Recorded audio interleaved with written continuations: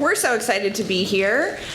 We are also a panel that mostly just met here today in person, or yesterday in person. So we've been doing a lot of Skype calls and sharing what we have each been doing at our centers. And you really will get to see through our presentation today a different spectrum of centers. So at Ohio State, we have not yet opened our center. We will be opening in January of 2016. Angela just opened in the last month, and at Notre Dame they have been in existence physically for a while. So you'll get to see sort of the spectrum of what we're doing. As we were comparing different services, we put together a chart. So hopefully you can see that at the back looking at different monitors. These are things that we were finding that we are doing the same. So we're all offering research consultations with campus partners, some amount of GIS. We are all doing workshops, although as we talked, we realized we all do workshops a little differently. We all have conference rooms, large and smaller format printing. We either are doing data management now or we will be doing it in the future. Some amount of text mining and 3D printing. So we found a lot of areas of commonality, and we also are going to talk a little bit about our differences. So that's how we're structuring what we're doing today. All right, so at Ohio State, we are calling our center the Research Commons, and we are building up services and resources that are supporting research, and realizing that this is a colloquia on pedagogy. We're also knowing that this sort of underlies what we're doing, even though we're not intentionally calling out teaching. So this is what we hope to do. We're looking at collaborative, interdisciplinary expertise and technology-enabled space that is both a suite of services as well as a space to support our diverse large research institution. Ohio State has 60,000 students. We are very siloed. It's a real big institution, and so we're looking at ways that the library can connect across. We're doing it and supporting this research life cycle. So this is a graphic we developed a few years ago, looking at that whole research life cycle from planning to conducting, publishing, and looking at measuring impact, and all of the ways that the library is doing it. We've also been partnering outside the library with other various support services so that we can have that paired expertise. One of our foundational things at Ohio State is not duplicating services available elsewhere on campus. So what makes the library unique in that research process, and how can we partner for expertise available elsewhere? So this is our initial, what we think our areas of focus are going to be. So it's been a real nice theme this morning of interdisciplinarity. So looking at data management, well, it says digital humanities, as that's how most people think about it. At Ohio State, the working group is digital arts and humanities. So this is really important to that group self-identifies that way. And then geospatial data. We do have these 4 pillars of how our services are set up. We're going, as soon as we have space, we're going to do consultations. We do this workshop through education and training. We have referrals, and then a space to showcase research outputs. We have to talk a little bit about staff. We have hired to date a program manager and GIS specialist. We have a data management services librarian. Those 2 are in place. All of the ones that are in gray we anticipate hiring, but have not been successful hiring to date. So again, that same theme of planning, conducting, publishing, and measuring impact, that's what we've been doing so far this year. Looking at workshops. And all of the ones that we have here, when we talked with faculty, they said, we will come for 1 workshop if it is exactly on the topic we need. I will get that, the poll from my office will have less strength at the black hole of their office if it's exactly on my topic. If you can get 2 things that are close to what I want, then I will show up. And so that's what we've been doing, is we've partnered 1 service from the library, 1 service from on campus.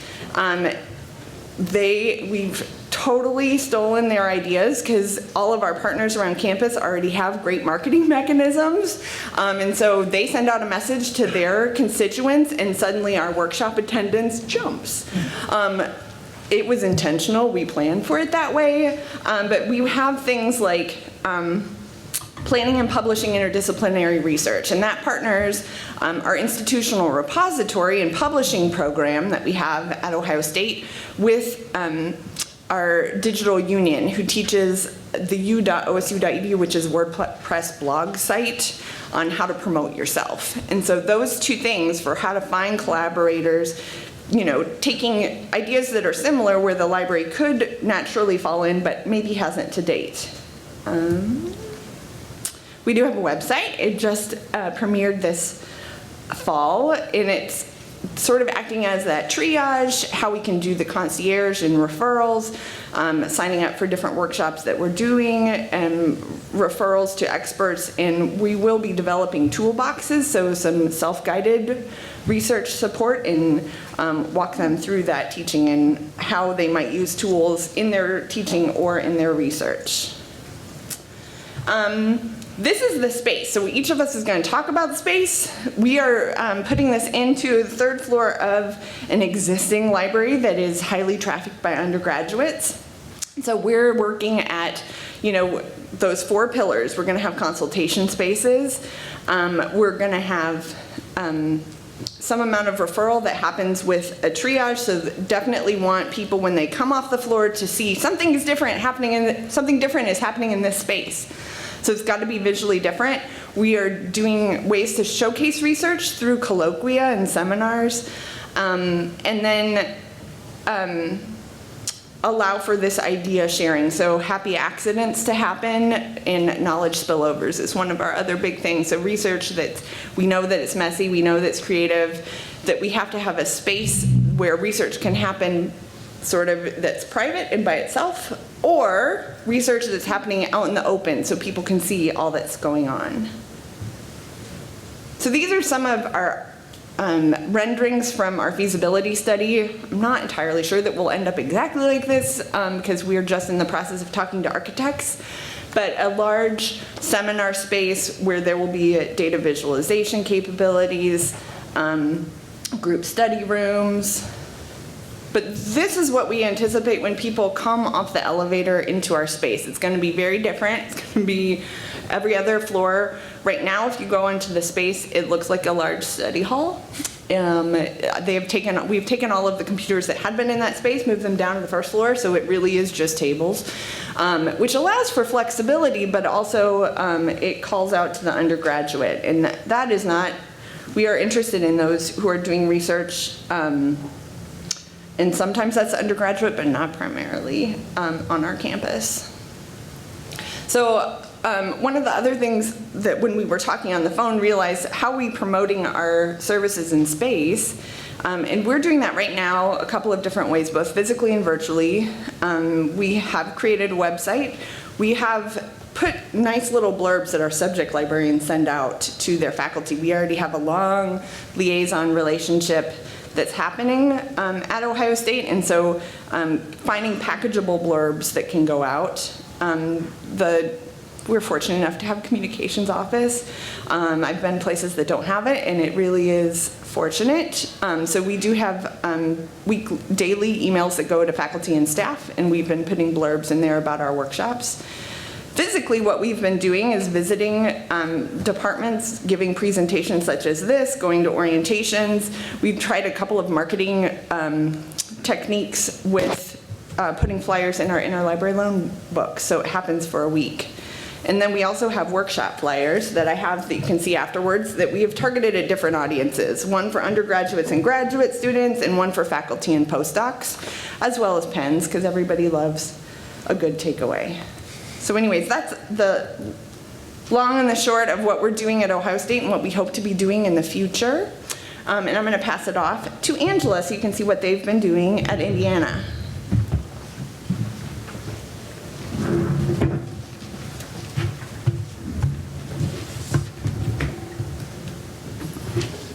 Okay, can you hear me? Okay, I made the mistake of having all my notes on my computer. So if I drift too far away from the microphone, I am going to be reminded that I need to. I think I've got the notes large enough so that I can read them from here. Okay, sorry. Indiana University Libraries just had the grand opening for our Scholars Commons. And this project was, I've been at IU for almost 12 years. We've been talking about this, I think, since before I got there. So it was at least 12 years in discussions. And a lot of it was wishing. There were a few different times we did some planning, a lot of hoping. And we finally spent a couple years in actual design, some destruction, some renovation, some construction, and one of the big goals of this project was that it is in a public space. It's in a large public space. It's on the first floor of the Wells Library, so anybody who's been there knows it's a nice big space that you walk through there to get to any other part of our research collections. And we wanted our reference department to be kind of front and center in this new space. And the poor reference department relocated 3 times during our construction. Relocated once because we thought that the schedule that we had been given was accurate. We relocated a second time because we again believed the timeline, and we relocated again when construction actually started. And just in the past month, the reference department has moved back down to its real offices with real doors. And so they're actually really, really happy, and I think that ultimately it was a wait that was well worthwhile. I don't read many slides. In fact, most of my slides usually don't have anything to do with what I'm saying, but this is a little bit different.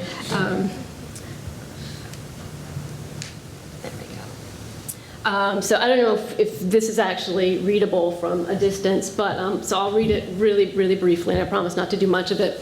But we have several goals and parts of our vision for the Scholars Commons, and we want to support the journey from curiosity to discovery to publication. We want to provide workshops and seminars and consultations and other activities that are going to take place in this space to develop and inspire discovery and experimentation.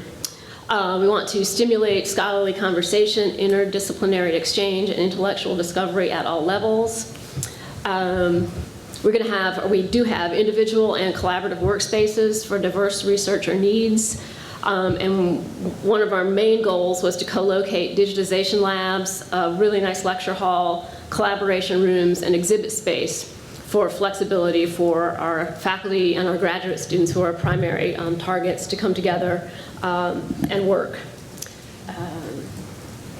So we have roughly five major areas of services and space.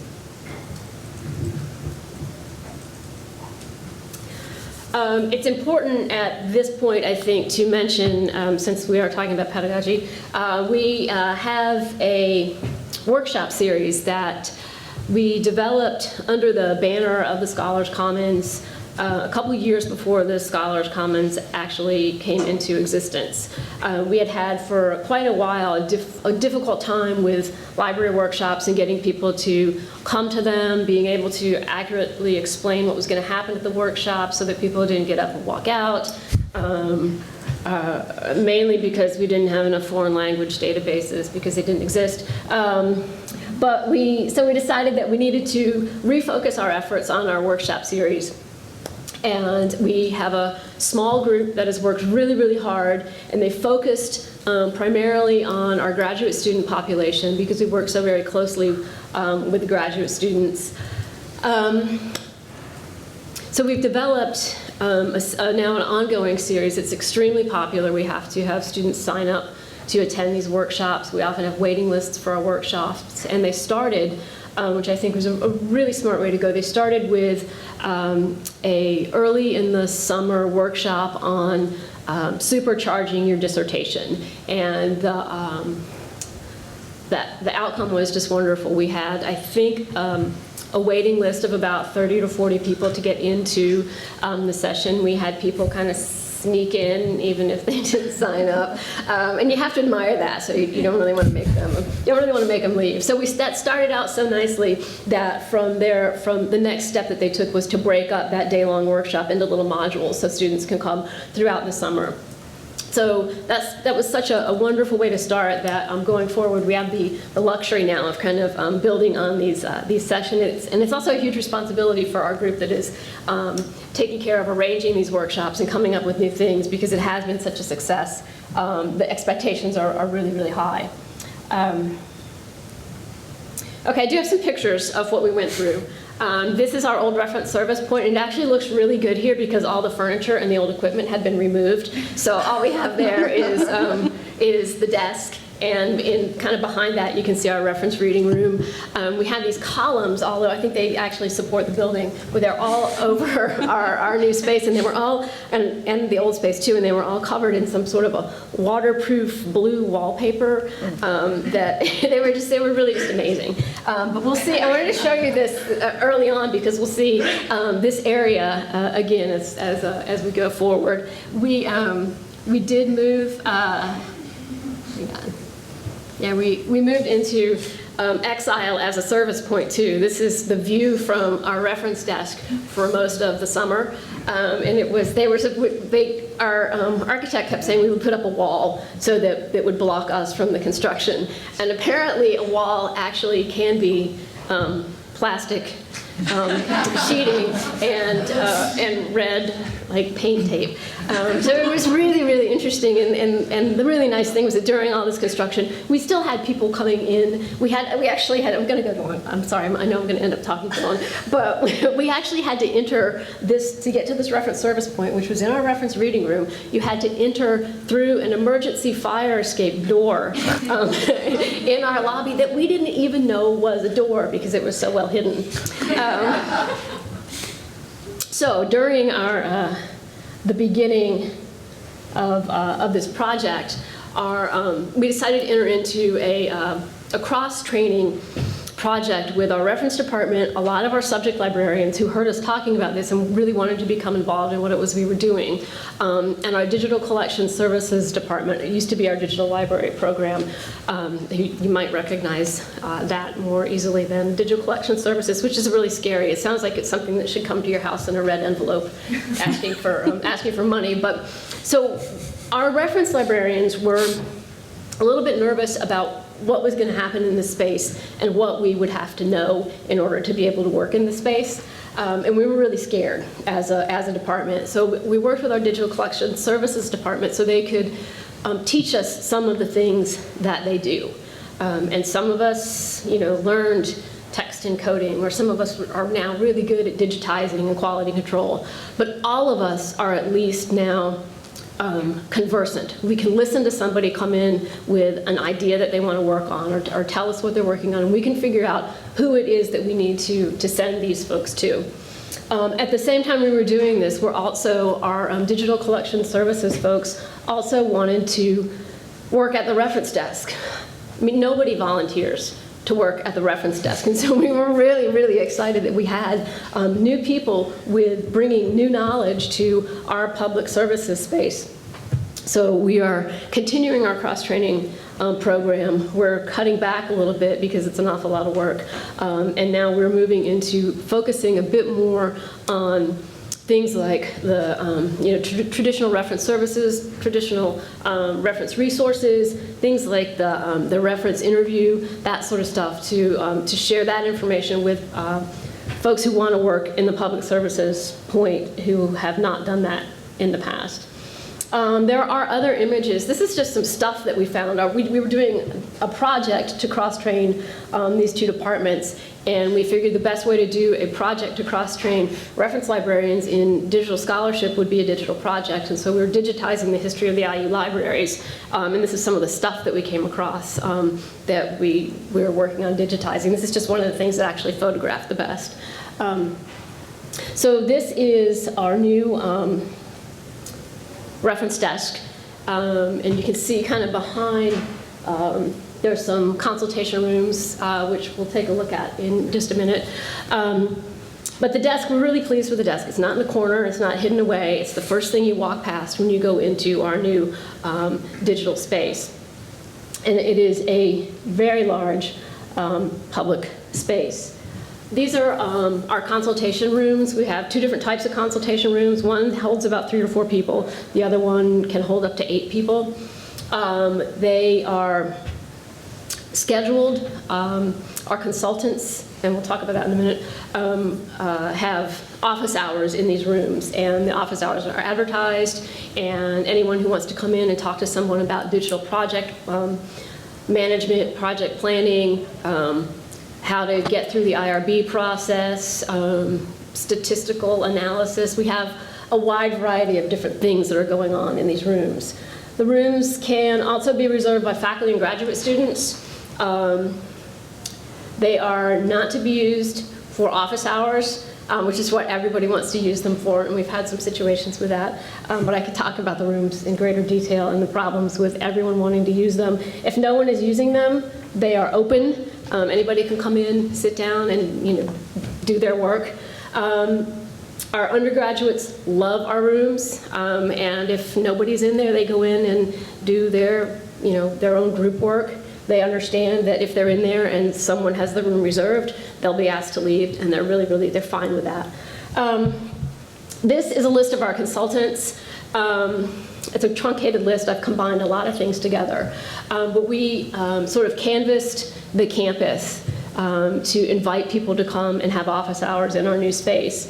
And the response was really overwhelming. People were very happy to come and provide office hours for consultation in this space. And what we realized that we were doing was, we're bringing together all these folks who work with research in some way or another. And we realized that, and they realized that this didn't exist on campus anywhere. You could go to one research office, and then they would tell you you had to go across campus to get to the person that you really need to talk to.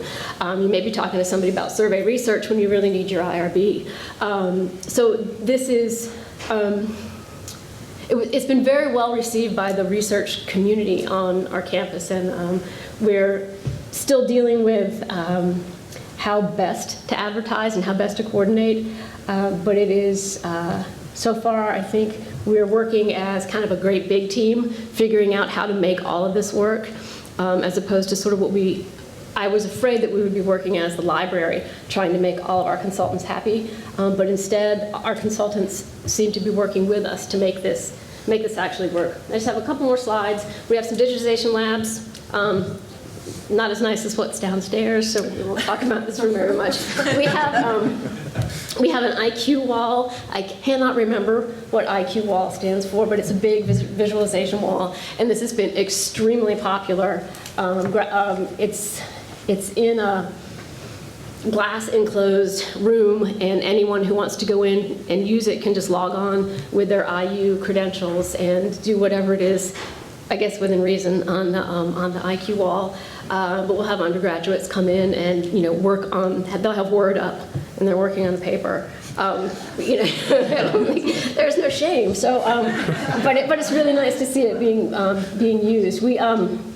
I also have recently received an email from someone who wants to have a Second Life community for his students on the IQ wall. Okay, that's still around. We'll do it. Okay, I'm almost done, I promise. Our grand opening, this is probably less than half of our consultants that came over to our grand opening. This is one of the bigger rooms. I don't like my picture up there. So.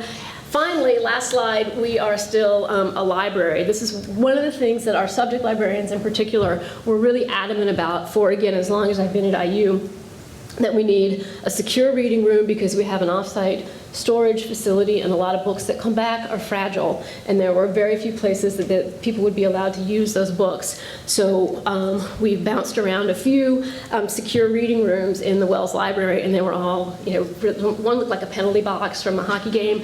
And so we insisted that this was going to be in our new area, and so we have a lovely secure reading room. It's locked. People have to have a book in there in order to be able to get in there and use it. And that is sort of, the subject librarian's legacy in this new space. So, I'm sorry, I think I probably went long, but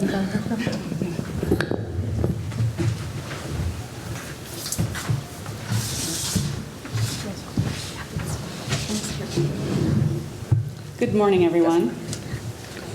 My name is Mandy Havert, and I am at the Hesburgh Libraries at the University of Notre Dame.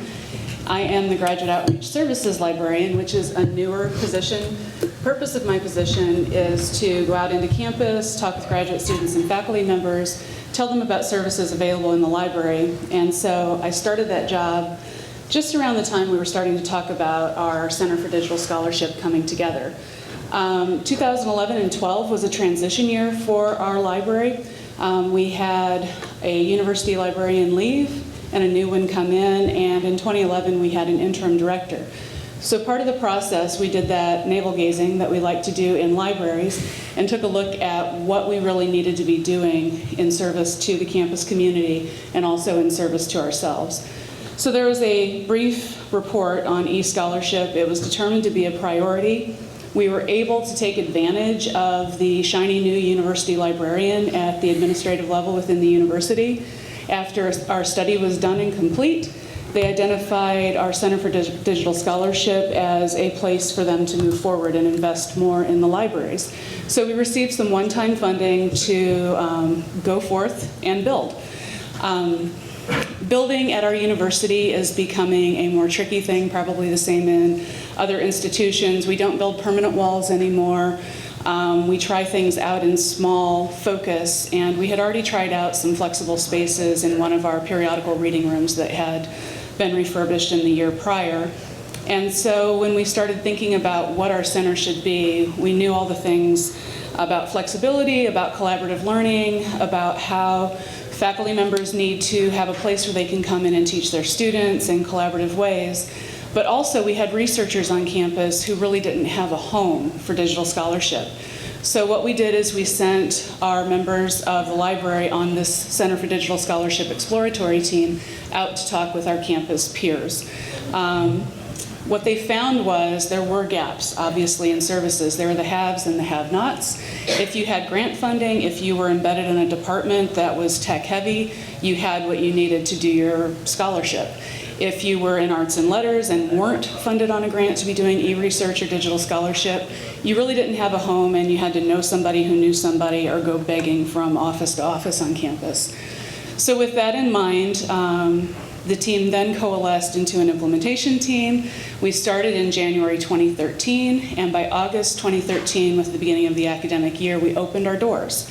It was a soft launch. We spent a couple of months getting a feel for what operations would be like in this space, and we found that having the soft launch, we were able to learn just a little bit more about ourselves.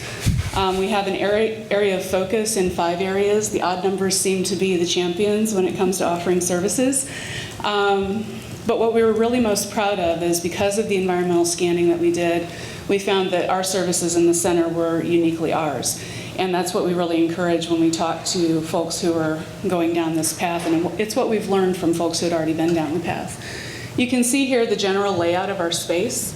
We started off wanting an 11,000 square foot space within the library. We ended up with somewhere between 6,000 and 7,000 square feet for various reasons.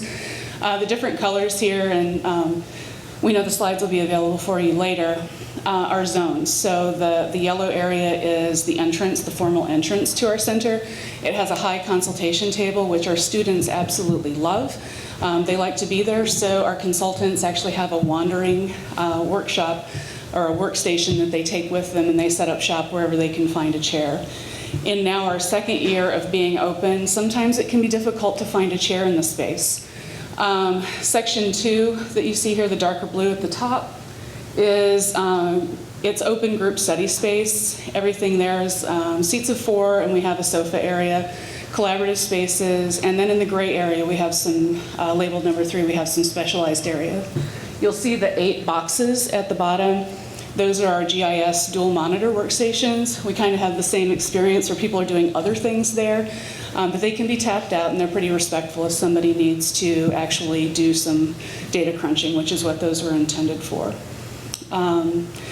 And Matt will talk about some of our other services that are available in that area. Area 5 is our staffing area. It's separated by a glass wall, but I don't think it really feels like a fishbowl in there so much. But I must say, I don't sit in there all the time. So my office, my home is actually in academic outreach, not with the center. We do have a conference space that is web-enabled so that we can do Skyping and webinars from the space. And then area number 4 is our digital classroom, and that's where we are learning by leaps and bounds what we really are all about and what is working for us. And you can see that space here. So there are Mediascape stations. They are not movable for the most part. They're big, heavy beasts. But this has become a very popular space within the center. It is reservable, and it's reservable. We're a 24/5 library. We're open 24 hours, 5 days a week. And it's uncommon not to see someone in the space, whether it's for a meeting or teaching a class. We have had events there in the evening. Last week, I was tapped out by a student while I was still cleaning up from the event. He said, "Are you going to be done in here soon?" I was like, "I really need to clean up the food, please. Thank you." I think he was wanting some fruit for the night to munch on, but we do have food in leaps and bounds here. We've found that our space is really attractive as a reception space on campus. We have a new chief digital officer on campus who has started within the last 18 months. He is also a faculty member who has used the space for his purposes, and he is associated officially with our English or film, theater, and television department. English. He does Shakespeare studies. He has been a great advocate for us, and I think also helped us to get that initial traction that we needed to develop and be on campus. We have another English faculty member who also teaches in the space, and Matt will go into some more detail on how members of the center are partnering in academic units on campus to do instruction. This is our conference room. It can, if you really like one another, hold up to 19 people. We've done that before for a couple of advisory panels and things like that with students. This is our Curitas scanning system. We do digitization on request, so if there are students or faculty or members of the library who really need something in digital format, it will get worked into the queue, but this is primarily intended for our purposes internally to digitize and make available materials that we've identified as a priority. But we're willing to balance those priorities out in order to further the needs on campus for scholarship. This is a case study that our economics librarian presented for us. He was at a conference a couple weeks ago, and he shared his slide deck out with us. And so the first class that he taught for the economics department, he did in our original instructional space up on the second floor. There are no windows, or the windows that are there look into our IT group space. It's a former computer cluster for the university campus. The acoustics are terrible, all of these things. But it looks pretty fancy. I mean, if you didn't know that something like the library CDS space existed, you'd probably think, hey, this is great, everybody has a computer. But he came up with the conclusion, second floor, not great. First floor, so great. This space is very present and easily findable on campus. So I talked about our analysis, and this is what we came up with as things that we needed to do right out the gate in order to make the center relevant on campus. Geographic information systems was a need that was identified very early in the planning stages to me. I had finished up an advisory panel meeting with 12 graduate students, and I was approached by a student I hadn't really known. She said, hey, what can you do to help me put maps and figures into my dissertation? I'm really working on it, and there are things that I want to overlay, past and present, and I can't find what I need. And I said, well, let me think about that. And so we talked a little bit, and within 4 weeks, we were able to throw together a pilot class that helped us learn how to provide that service and how to design our space, and also to find and bring someone like Matt on board with us. We offer digitization and metadata services. The more that we talk about that, and the more that people are becoming familiar with their data, that is a growing service. We're starting to exceed capacity in that area. The same with data management planning. We're able to help people jumpstart their data management planning, and also help them find a place to put their data. We're putting together our digital repository, which soft launched Wednesday, I think, Tuesday or Wednesday this week. We do some data use and analysis pieces, and James Ung, our economics librarian, is also currently our data librarian, and so he helps folks with using and teaching the classes like Stata. And then text mining and analysis, our colleague Eric helps a great deal with that process and helps people to understand what they can and shouldn't expect from doing that kind of work.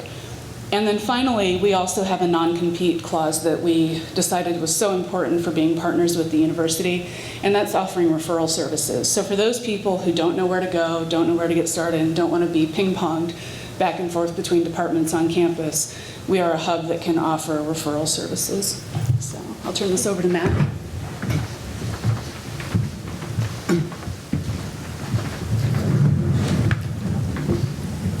So, as Mandy said, we really have a lot of different services that we're trying to do, but probably the biggest take-home message about the services that we have and we do is that they've changed every day. Something different comes up. I think my position is probably a pretty good example of that. That I was hired to do part GIS and mostly data management planning, and I've worked on a staggering number of I think 4 data management plans and probably well over 100 projects with GIS. So it really is kind of necessary to both kind of know what's going on campus and where the needs are, but also to remain pretty agile on these things. So since our focus today is really on pedagogy and sort of outreach and teaching, I wanted to spend a little bit of time talking about the different workshops that we offer and how they're sort of designed to fill some of those gaps that were present on campus. It's a little weird to be up here as kind of the old dog of digital scholarship centers on this panel since we've been open for approximately 14 months. But we really have seen a shift just even in that short amount of time in what we're able to offer and what is attended well. At the beginning, we really only wanted to do introductory workshops, and these were originally targeted to library faculty and staff to get them sort of up on what we might be offering in this new fancy section of the library. And some of the ones that we gave quite early on were things that were, if not lacking on campus, at least a little bit more difficult to get to. These were things like Stata or some of the different statistics programs that may have been offered in a particular department or program as a class, but wasn't something that anyone could kind of wander into and learn about. Metadata is the same sort of thing. I can't think of an academic department that offers how to actually do this effectively, but putting together sort of project management and metadata things really were something we were quite keen to do. Same with text mining and data use. But the one that I think is a uniquely Notre Dame thing, at least recently, was the total lack of GIS support, at least right before our center launched on campus. And that is completely idiosyncratic, and everyone else's results will probably vary. We don't have a geography department. There was one researcher that was very embedded in doing GIS work, and she left a few years before that. So we actually were able to hire me into the library, and then in one of our cost recovery units, they brought in a GIS researcher about the same time. So we had a huge number of attendees at early GIS workshops. I mean, utterly unbelievable numbers of 15, 20 at a time. A little bit of sarcasm there. But for these sorts of workshops, when we offer probably 15 of them over the course of a semester or two, it's usually pretty good numbers. And that has changed a little bit as we sort of moved into the second year. When we began to feel like we'd reached capacity of the number of people the backlog of people that wanted to learn about these introductory topics. And we began to work towards giving offerings that were less introductory and more either specialized methods or kind of higher level theoretical things. So some of these could be more hands-on workshops. Some, at least in the GIS realm of things, we began to do things on sort of the theory of satellite imagery analysis. Is it something that's going to be useful for your research? But it could be as specific as using the tools in particular GIS software to georeference maps or create vector data, or how to really up your nerd cred and start automating tasks with Python. And a few things that were targeted to particular departments as well. Things like high-resolution panoramic photography or aerial photography, how to record these things, what resources might be available in the library or on campus to recording your own imagery, and how you might begin to analyze it. But really, the kind of take-home thing here is that they're both methods-based and theoretical, at least sort of in the upper-level classes, or upper-level workshops. They tend to be offered usually about once a month or so, and they last for an hour generally. In some cases, these are all available on our CDS website as well, which I'm sure is in a slide somewhere. And I completely lost where I was going before that, sorry. And in a lot of cases, these can be more intense things that are sort of sought out by a department as well. So we've done a few workshops that were particularly oriented to using GIS for political science data and things like that. So where we might have 15 grad students that come for 2 afternoons and you can kind of give them the basics. In addition, it's not up here. We just because I forgot to put it on the slide. We do a lot with 3D printing as well, and that is a fantastic way to get people in the door and to realize what's going on because it's a new cool thing, and everybody wants to see what's come out of the noisy, smelly plastic box in the corner. So we do a lot of that as well, though in many cases the actual teaching of those workshops are sort of outsourced, though I've started doing a couple of them now that I got excited about it. But a lot of what's happened throughout this process of getting our teaching and workshop offerings put together is we've forged quite a lot of partnerships throughout campus and further. So we do offer full credit-bearing courses, 3 of which are taught by CDS staff or affiliated librarians in things like anthropology, particularly landscape anthropology, landscape archaeology, using GIS tools. We have a few classes that have been in the center, though not taught by center staff in English, DH things, stuff like that. Our economics librarian, who's center affiliated, teaches a couple of different data analysis classes. And we have a lot of other more researchy things that we do as well. We work with a few different projects, and these tend to be things that have come in through one-on-one consultations, including large-scale research projects as well as sort of organization of journals and publication things. But as Mandy said, one thing that we find pretty crucial is to not compete with any of the other institutions on campus. And we have quite a lot of them that are sort of listed on the left here. Some of which are open to anyone, some of which are cost recovery units. And it really becomes an issue of when is too much, when do you have to send someone that might be grant funded over to a cost recovery unit to do all of their GIS analysis, and when do you help them just a little bit. And the distinction we usually use is grad students or whether we think it's really, really cool project or not. But can't quantify that one as so well. Some of the sort of future directions, just kind of wrapping up and trying not to walk away from the microphone, sorry. I think the things that we've sort of taken away from this first year, particularly oriented towards teaching and sort of keeping everything, keeping a good presence on campus, is that marketing is crucial, and keeping it in a way that is not completely email fatigue. Everyone stops paying attention to what you're doing. This is something that we really have to keep active in, and sometimes have not done quite as successful a job as we might like. And the same is true for sort of staying relevant. I don't think it's a surprise to anyone that digital technologies change pretty rapidly, and you have to have people that are going to have the interest, have the passion for what they're doing. The same is true for hosting these scholarly events and encouraging any sort of communication through the center.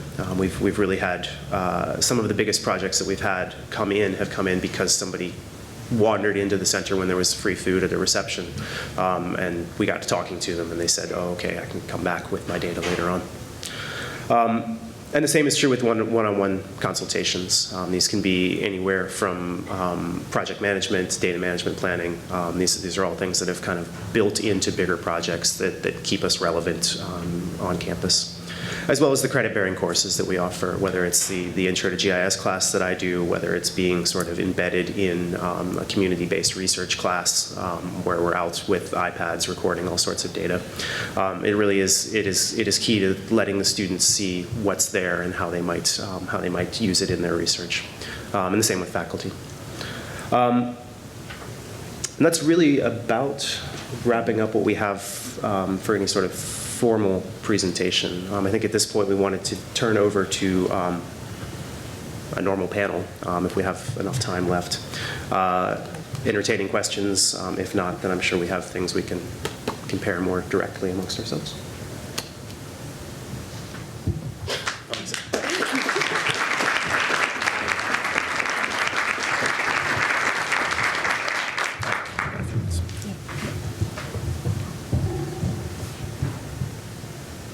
Who's got questions? We know someone has questions. All right, so I'll ask a question.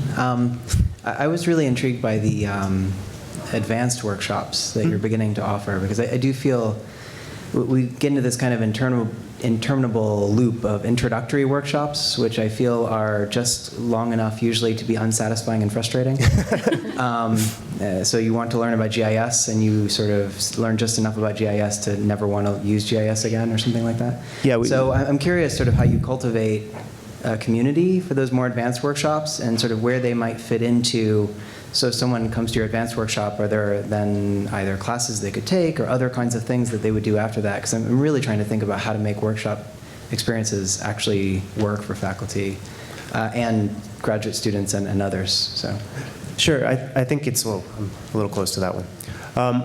Yeah, I feel the same way about it, the introductory workshops. There reaches a certain point where it's essentially, introduction to acronym definition. And that's really all you can get through in an hour-long workshop. And getting the advanced ones, I kind of neglected to mention that most of the advanced workshops that we give are ones that have been requested. It's not that I think from on high people really, really want to know about a particular aspect of it. And I think what tends to happen, at least in the year that we've been working, is that we'll have people come to an intro. Maybe we'll see 5% of them again ahead of an advanced one, and then maybe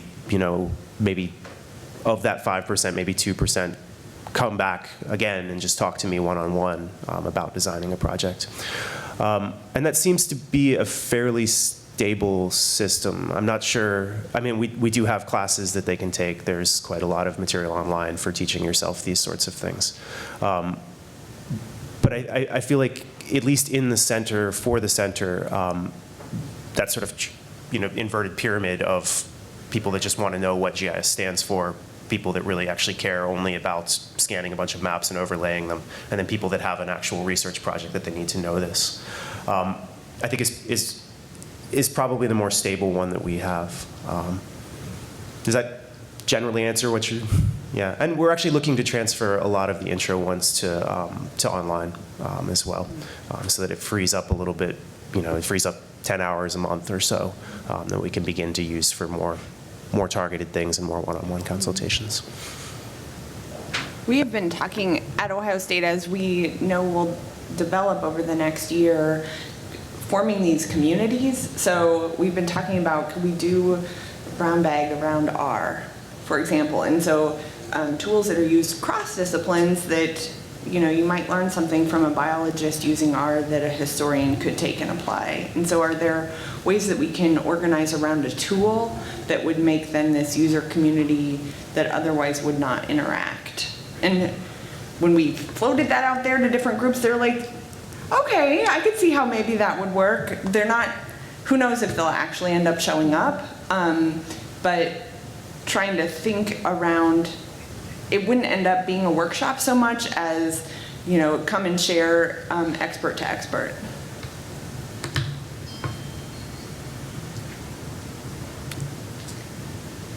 Some of the other ones that we've been talking about, since there are no more questions, I will continue talking. And this one we talked about with graduate students. So as we've been showing this and going around and talking to different communities, we talked last week at with the political science graduate students. And one of the things we have been talking about doing is ways to foster interdisciplinary collaborations. And so when we were talking to them, they were like, well, why would I come to that? And how would it be structured? We were talking about researcher speed dating, so that you would have your 7 minutes to talk and then have an open social hour, hopefully with alcohol, so that they could find other people who would be around a specific topic. Probably, we have themes, as most people do on campuses, of strategic focus areas for the campus. So we were talking about one related to data analytics or energy in the environment, and a way of sharing your research across boundaries that way. I have a question about your staff development models, especially for Indiana and Notre Dame, and Ohio, anyone who wants to speak to this. I know that you transitioned some of your subject librarians into consulting roles, or at least brought them up to speed on the types of services that you offered. And I was wondering how you staff these centers, what exactly the roles of the consultants are, and what their backgrounds are, and how they got that training. Well, for us, I think, well, my position and our economics librarian that does a lot of our stats work were both filled around the time that the center was opening. And I'm actually on a clear postdoc right now. So I had GIS skills coming in. No real background. I was an archaeologist before I switched my hat to libraries. So I think that the staffing, at least for us, was less of a transition, though we had a few people that were already experts in particular fields. Alex is our metadata librarian and could jump right into project management and well, metadata, and a few others. So I don't think we did a lot of, I mean, having not been around when I was hired, I can't really say what happened otherwise, but. Well, I have been around our library for a long time, relative to my fellow panelists. And I think what we were looking at when we were doing the build out was we were looking at capacities that already existed within the library, who was interested, who was already doing this. And then we also, under the parameters of doing the internal training that Matt mentioned, we did training back into the libraries as well out of the center intro workshops. One, so if somebody was approached by a patron anywhere in the libraries around campus, they could say, oh yes, the center is over there, and yes, I think that they maybe do something like that. So they're like, well, I don't know where you can go. But then we also discovered some people who had interest in transferring skills that they already had toward digitization. I know that some of our acquisition staff were trained to do some of the back-end scanning, et cetera. So there is some cross-training that's going on in small windows. Our architecture library coordinator, who has amazing graphic design skills and the ability to put together visualizations, he's been doing a lot of 3D printing work in collaboration through the center, but for the projects that they are working on within the School of Architecture as well. So I think there was a bit of going out and identifying as we were hiring some of the new positions, and as we continue to do that, we talk about having copyright consultations available in some of our areas. It might not be on the website, but we're looking at hiring a copyright librarian for that capacity, and not just for the center. We have needs for that throughout the library. We have liaisons who have strong interest within the library, but they have other day jobs, and so they are willing to liaise with university council on matters. But we need somebody in a full-time capacity for that. And I think just if I could just add one little thing there, something that we've had quite a bit of luck with in finding the technological expertise to do some of these things is tapping some of our developers in the library as well. When it comes to finding someone that can teach a workshop on LaTeX or MATLAB or something like that. Getting people that are in there but might not have ever been front-facing at all has actually worked out quite well for us. And I'll be quick. I know we've got a line of questions. Our subject librarians actually wanted to be involved in in having office hours in our new consultation rooms, because they've been in, a 10-story tower with no windows for forever, and so being able to move down and be in the public, I think was a real big kind of reward, I guess. Now we have the space and everybody wants to spend time there. We also, in addition to our subject librarians, we do have a copyright librarian who seems to be quite popular down in our consultation spaces. Our librarians who are our digital experts, they bring that expertise to the consultation spaces as well, but we're all down there kind of playing to our strengths right now. So my question kind of piggybacks off that. How do you use student staff? What kind of tasks and jobs do you have for them to do? That's a good question. Right now in our space, we're our students are, they're young and fearless, and so they want to be much more involved, I think, than they are. And I think that going forward, that's probably something that we'll try to figure out how to get them much more involved than they are. Currently, we have a really nice army of students who work for the reference department, and they're great in our public services areas, and they're helpful and energetic, and we often I see the librarians turning to the students sitting next to them, because they know that the student sitting next to them is a little bit more adept with questions involving technology. So what we may end up doing is learning more from our students than we think we need to. In our case at Notre Dame, in the first year I was 25% time with the center officially, and I've moved out of that because we were able to hire a coordinator for the center. Part of my responsibility was to help identify staffing models, and so while we were able to be staffed pretty much 9 to 7 or 8 to 7 with either full-time staff or with librarians in the space, that left a 5 to 6 hour gap between 6 and midnight where we needed some coverage. So what we did is we defined a position for Center for Digital Scholarship graduate assistants, and their role was to come in and staff the space, but also to learn how to do some of the basics. Because of our popularity out the gate and because of our own, with staffing needs, they didn't get as much out of it as we thought they would, so they really we're keeping the place open in that first year. Once we had the full-time coordinator up to speed, and she hit the ground running, she was able to assess what was needed, and there's a much stronger staffing model in place. And I think we're seeing a lot more ability to hand off projects from faculty and staff to those students. So I think with the proper guidance, with the key students who have the interest or already have the skills, and I know we have a few students who are proposing their theses and dissertations will be digital scholarship based, and they have some convincing to do with their advisors on that. But they're really excited and chomping at the bit to use and grow their skills and then help with other students and peers. Yeah, it's definitely something that we did not get right out of the gate, was much student involvement. Student involvement in the services, yeah, but student employees and students contributing to the larger projects was something that, when you hire 5 kids to keep the lights on at night, it can be, and nobody knows you're there when you're hiring them. It tends to be the ones that are just desperate for a job, and that's fine and good. And there were a couple of them that turned out to be spectacular, but we were just still running around like crazy trying to get things done and couldn't hand off as much as we wanted. And it's just now starting, really.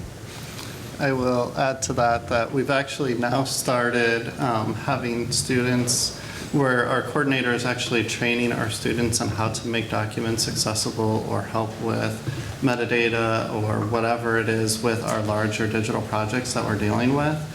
So we can now start handing those to those students who are working the night shift and be able to have them producing work towards these digital collections. It's building their skills, it's teaching them something new that they weren't expecting, and it's also helping us to accomplish more work with less bodies. And so that's been actually a huge benefit for us, and we would like to eventually see that same body of students start to work towards like repository or actual digital collection building, try to tap into a pool within the community that we can hire those students in and then let them work at night and actually advance projects that way as well. So.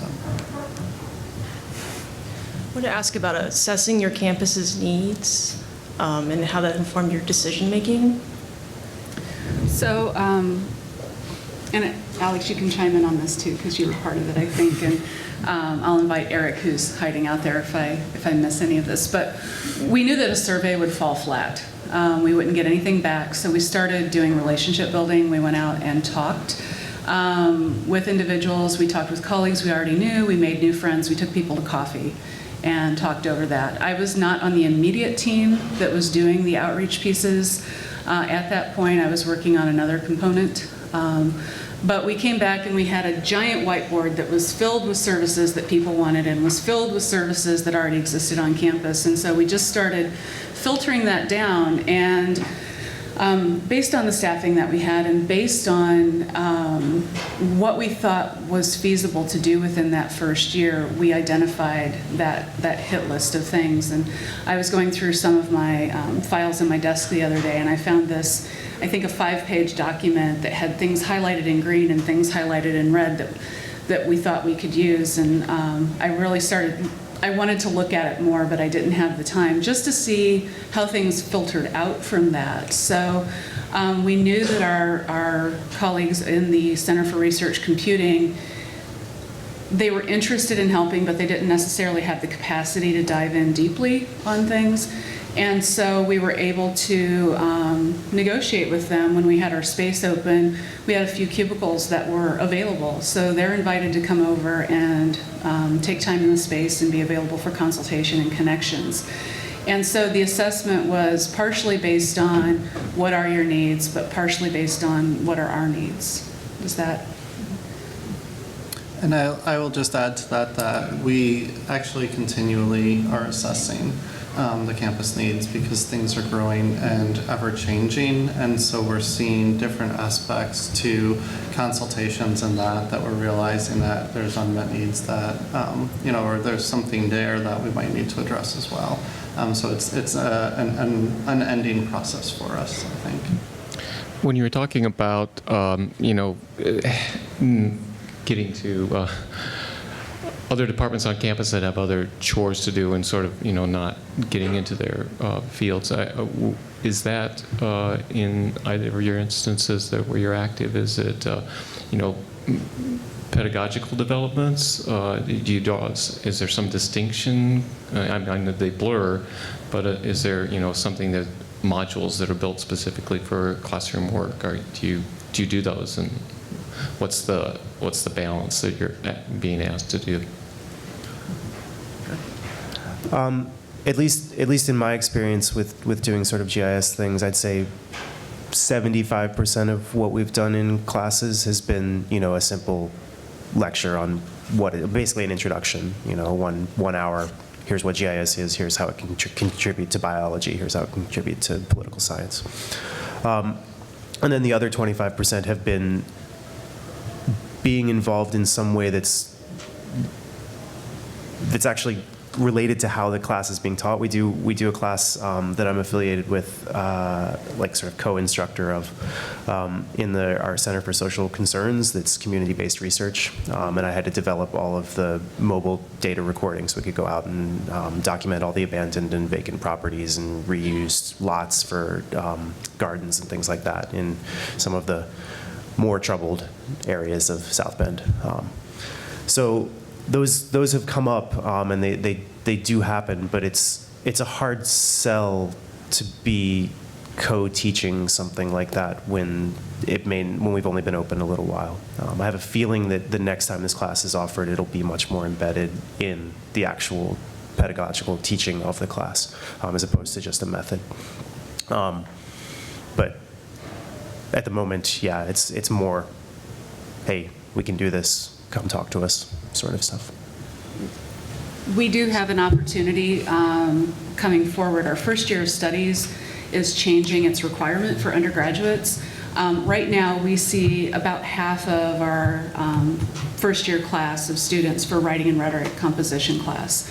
And we do a two-shot library instruction session with them. 1/3 of the roughly 75 classes that we do in the fall semester are the community-based classes. Another third is multimedia-based. And so we have an online module that we launched last year called Remix that does multimedia support. It's not part of the center, but it dovetails with some of the things that the center does, and it allows students to put together posters, to put together infographics, et cetera, which they can then come to the center and learn how to print. So going forward, the digital literacies that we talk about and that we're so focused upon, we're expanding, and we're going to be part of the ongoing changed class, where we'll, I think, have a 2-credit class going forward from the library that's part of that first year of studies experience. And it will become and grow more digitally based, which will bring people in. Some of the writing, at least one of the writing and rhetoric instructors was also a graduate student in our first year of being open, and so he does everything that he can to make sure that the students are coming in to use the center, and then we insert our instruction appropriately into the model where we've had the conversations with faculty to make sure it's meeting their needs. Great. Help me in thanking the panel.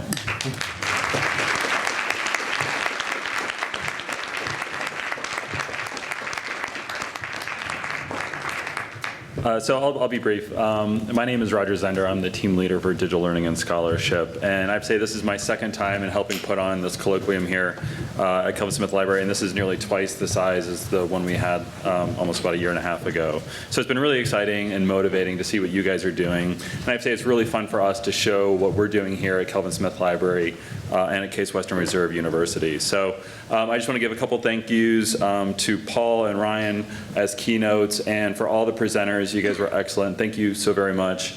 I also want to give thanks to our sponsors at the libraries at University of Rochester, Vanderbilt, and Washington University at St. Louis. And most of all, I want to give a thanks to our staff. Any library staff that's here, can you please stand up? Can you help me give a round of applause to our library staff? They've done an excellent job of putting this on, and I really want to highlight Amanda Kojura and Lee Bonds, because they were excellent in putting this together, so they were great. You guys are free for lunch to go where you like. There's actually a nice little QR code here, but anybody that just stood up, you can talk to them for some lunch recommendations. We're also doing tours of ThinkBox and Art Museum at 2 o'clock. You'll be meeting at those locations for those tours. So again, if you have any questions on getting there and stuff like that, let them know. Otherwise, we are going to be sending out a feedback form, survey form at the end of, or before the end of the day today, you'll receive an email. So we would love to hear what you think of this. This is something we'll definitely do again. So the feedback really helps. Otherwise, I hope these conversations continue, and thank you all very much.